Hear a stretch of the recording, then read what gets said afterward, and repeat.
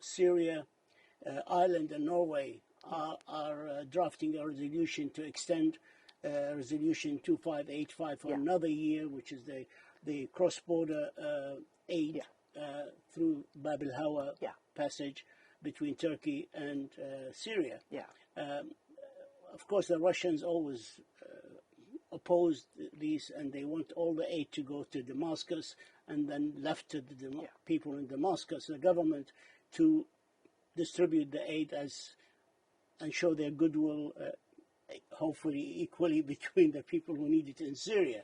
But what do you hear? I spoke yesterday, actually, funny enough, with the ambassador of Norway, and she said to me they don't really know where the Russians stand, whether they're going to veto or they're going to agree on this.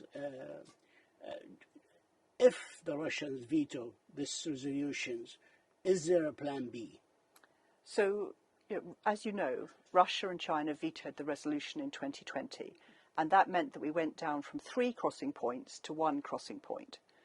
The aid is now taking longer to reach the 2.4 million people in the northeast of Syria.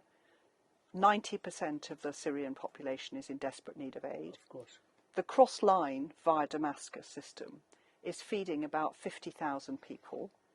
The cross-border system is feeding at least 2.5 million.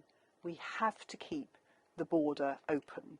And if Russia decides to close the border, then they will be condemning Syrian people to famine and the consequences of that. Well, the Russians put the argument to us that this is a matter of sovereignty, and hence the Syrians must practice sovereignty on all of their lands and their borders.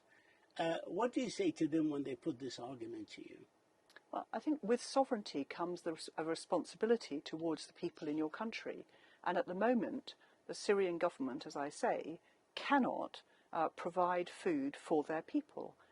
The cross-line system, which they and the Russians advocate, is feeding only 50,000 people out of 14 million who are in urgent need of humanitarian aid. There's no argument for sovereignty. We have to put the humanitarian considerations first and foremost for real lives, real people.